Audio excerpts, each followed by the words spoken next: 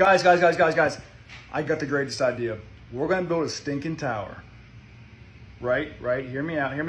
We're going to build a tower to the heavens. To like God, as like a middle finger to Yahweh, right? Yeah, but I was talking to Merlin. Merlin said we're on this ball going like supersonic speed.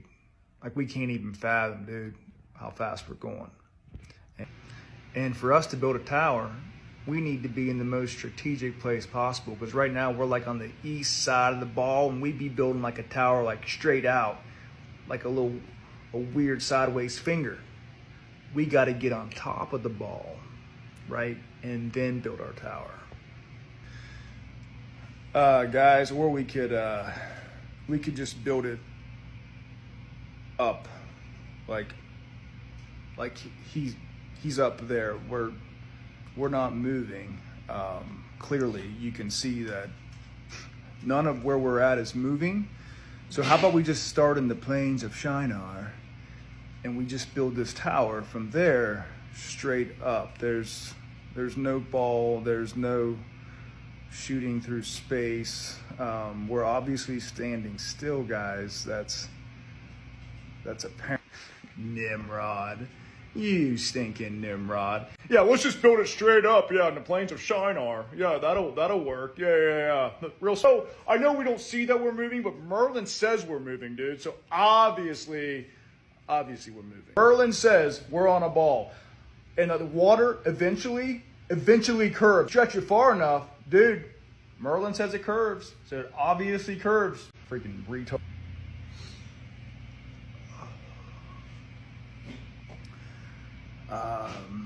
I don't even know what to say to that.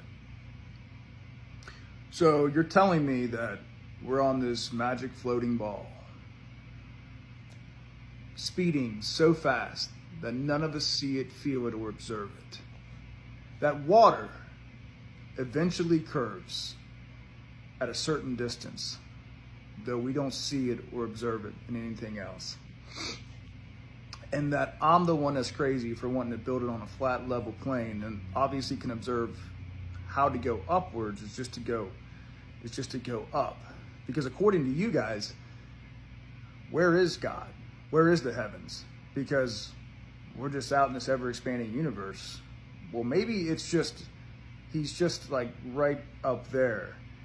And so we can just build up, because up is up and down is down. Yeah, dude, I mean, he's got a stinking staff, bro. I mean, he's got a staff with like this weird symbol on it. And he wears this lambskin apron. It's crazy. Obviously, he's credible. So because he's got a staff, you guys trust him. Did you guys actually even go and see this ball? Did he at least take you guys there and show it to you? And please tell me he didn't charge you any money. No, he didn't take us there. But he drew things in the sand, which he said is what it looks like, and he only charged us like 7 years wages. So a win is a win. Well, boys, it sounds like to me you guys got played. But like, why would he lie to us, man? I don't understand. Like, Merlin wouldn't do that, dude. I mean, you don't think he lied to us? You don't think he lied to us, did he? No. He was going to tell us about this thing called gravity next, man. I don't know, man. He wouldn't have done that to us, because he told us if we keep paying him, he's going to keep like giving us like the images in the sand. He'll keep drawing them for us if we just keep giving him our wages. Old Merlin got you hook, line, and sinker. He told you that we're moving when clearly we're not moving. We're stationary as can be. Water clearly doesn't curve, you morons. Merlin's been telling this story for a long time. Yeah, he's been duping people for years, hustling them out of money, giving them all kinds of fantasies and things about what's out there. Well, boys, we're going to build this tower, and we're going to build it down there in the plains of Shinar. And we're going to build it as tall as we can. And there ain't no getting on top of this stinking ball, because that's the most dumbest thing I've heard in my entire life. Yeah, we're this ball going 500,000 miles per hour, but we don't feel nothing. I don't think I want you guys on the construction team anymore, because the heavens, they're right up there, and we're going to build it up. And I don't think you boys are qualified any longer to help construct the tower. When God said, "Let there be a firmament in the midst of the waters, and let it divide the waters from the waters," so like almost like there's this division of a water above and a water below, and he even says that, and he says, "Divided the waters which were under the firmament from the waters which were above the firmament," almost like there's waters above, and maybe that's why the sky is blue. Just a thought. Just a thought. And that firmament in Hebrew means rakia, which means solid expanse. So almost like there's a solid structure that's separating the waters from the waters. I never quite understood that, but that makes sense when you put it under the fact that it's actually a solid, like dome-like structure. And when he opened the heavens to flood the earth, he let the waters above also come from the waters beneath that opened up, and both is what helped flood the earth.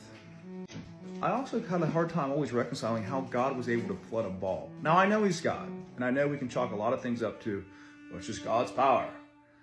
But have you ever tried to flood a ball? It's like an impossible. But wouldn't it make a whole lot more sense if there was like a solid structure that when the waters raised, it wasn't able to escape, so it flooded this container that he's made for us, almost like this, I don't know, terrarium that we're living in. It makes so much sense. That way through the waters above that opened up through the windows of heaven and from the ground beneath. That makes a lot more logical sense. Not saying that's absolutely how God. You're so right. Makes a whole lot more sense. All right, I need to show you something super interesting. Did you know that if you search satellite, these are the images that you get? Like, take a good look at some of these images. None of them are real photos. However, if you search Sataloon, you will get the fact that NASA is the largest consumer of helium, and they launch these all the time, and there's tons of real images of that. Did you know that over 99% of communication is done through sea cables and not satellites? A lot of people think that these are insignificant, but they carry over 99% of data across the oceans. That is, 99% of our communication is delivered via sea cables. And did you know that sea cables will never ever connect from these areas down here? I want you to think of South America as number 1. I want you to think of Africa as number 2 and Australia as number 3. And notice how there's no sea cables anywhere that connect these except for up here. Let me show you this.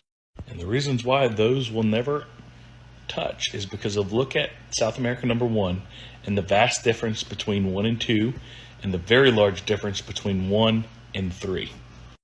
It looks so nice and neat on the maps that we've been given, but as soon as you lay it out on the true representation of our Earth, you can see why those cables never touch. Y'all, it's truly time to stop believing NASA and the propaganda that we've been given since we've been born, and learn to believe what the Bible says about our realm, and that this is a flat geocentric plane that God created, and that the heavens and the earth is finished. We're not on a demonic spinning water ball. So, did you know that every child cartoon, TV show, and movie has space and dinosaurs in it? Why are they pushing that agenda so hard down your throats? Did you know that every movie since the 1950s has a globe in it? Did you know that NASA gets $70 million per day? Did you know that there's no real photos of Earth? Did you know that there's no real photos of satellites? Now you do. An historic moment today in aviation. For the first time, a solar-powered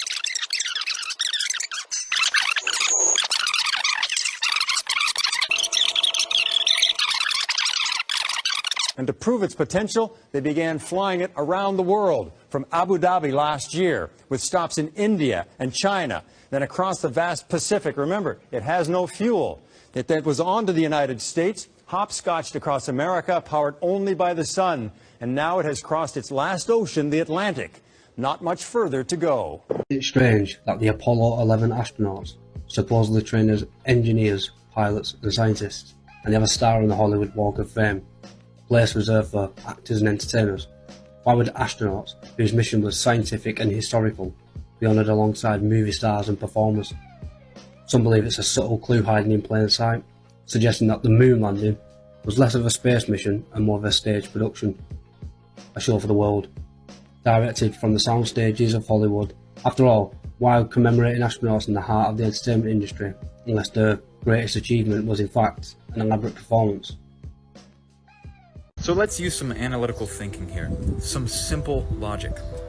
Star trails quite literally prove and show that all of these stars rotate around Polaris, and also all of the planets appear to rotate around Polaris.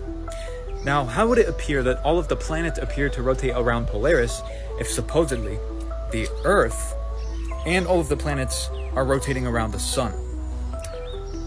Does that make sense? And how come this dude that went way up into the sky in his little airplane can see the sun and the moon at the same time over a seemingly flat plane? Is this an optical illusion? Is this refraction? Or is something else going on? Perhaps the sun and moon are much smaller and local. Perhaps they're the same size and rotating around over our flat plane.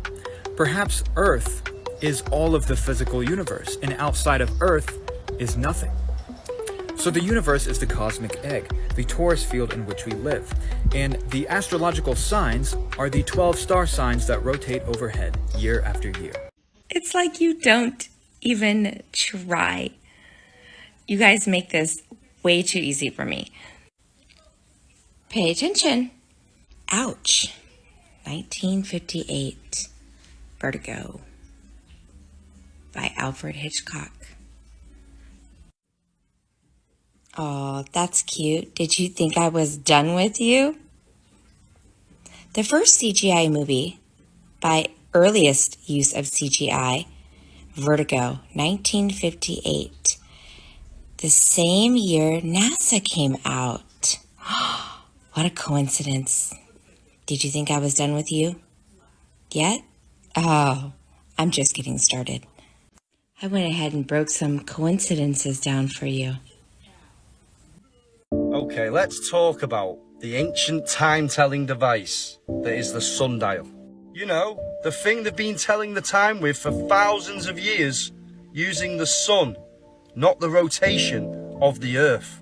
It's literally based on the sun's movement across the sky, not the Earth spinning 1,000 miles an hour beneath us. It's funny how no matter what time of year, no matter where you put one of these, they always work perfectly, like clockwork. Apparently the Earth spins, tilts, wobbles and orbits, yet this thing stays completely accurate no matter how many times you use it. It's always like clockwork, following the sun around a stationary plane. Now hear me out. What if our sun was actually a lot smaller, a lot more local, and just moved round our plane like clockwork, exactly like our ancestors believed? But no, we're definitely spinning 1,000 miles an hour on a tilted ball through the impossibilities of space. That's well more believable. Time only makes sense when you're standing still. Oh my gosh, everything you've been taught about the solar system and stars is completely false based on the Rockefeller education system. What you see, look up, guys. Grab your phone and try this out, but look at how wild this is. Look at this. You think that's a star, guys. That is what you were looking at every day. That's one of them, by the way. They all have different designs. It's pulsating different colors. This is what's going on, guys. This is what's going on. Every day we're looking up at these souls of bright light. Like, oh wow, what do you guys think? One thing I need for you guys to understand about your masters, you know, the people that taught you everything you think you know about everything you think you know, if this was real, they wouldn't even show it to you. You don't get to see what goes on at the White House. You don't get to see what goes on at Area 51. You don't get to see what goes on at the Pentagon. You don't even get to see what goes on beneath the Sistine Chapel. Why do you get to see this? Because they want you to believe in this. That's why. If NASA making $25 billion a year And we pay for that through our taxes. But outer space has been disproven, basically. And Earth is essentially proven to be flat with a container. Don't that mean we being scammed?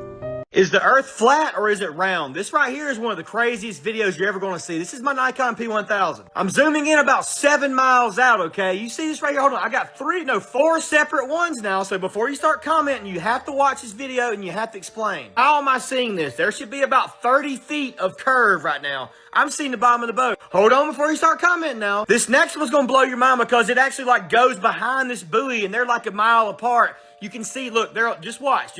Keep watching. Look how the boat, what's up with that? Somebody tell me how these things are like 1 mile apart. That's my buddy on that boat. You can still see the bottom of it. How is that possible, okay? Seriously, look, here's another one, okay? Keep watching. I'm sure by now there's all kinds of crazy comments, but anyways, what kind of boat is this? What is this little thing on the back, a little tube thing, you know what I'm saying? What is that?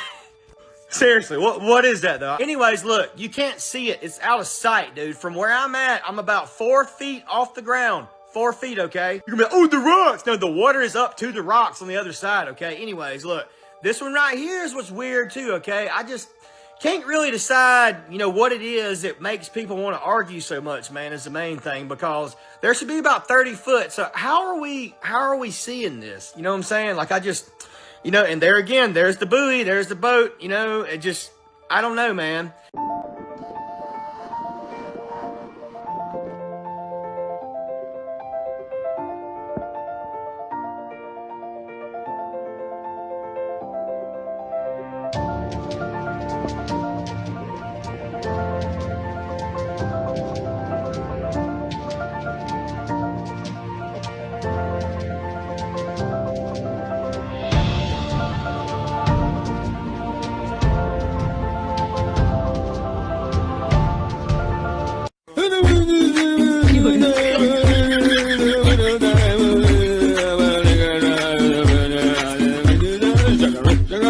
So if we live on a spinning ball in outer space and I'm 10 stories up, how is it that the horizon meets my eye line perfectly?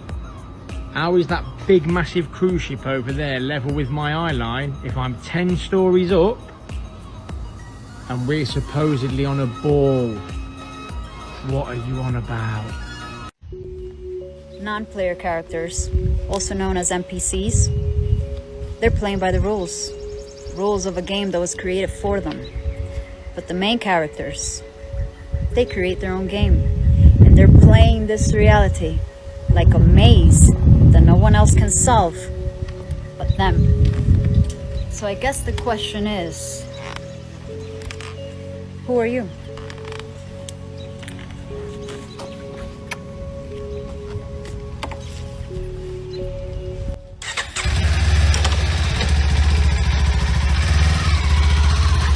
The Flat Earth map dates back over 1,000 years. This map is credited to being created by a Persian astronomer. His name was Al-Biruni and he lived between 973 AD to 1048 AD. It's the official map of the United Nations and also the United States Geological Survey. It used to be present in many places before the creation of NASA and the Antarctic Treaty in 1959. Here you see it with Admiral Byrd.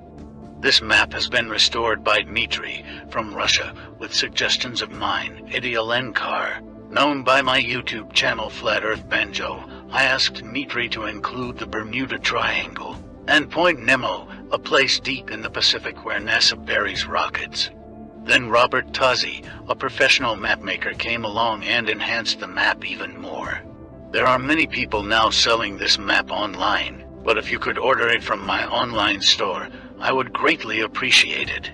Visit my online store now and order one of the items. I humbly thank you.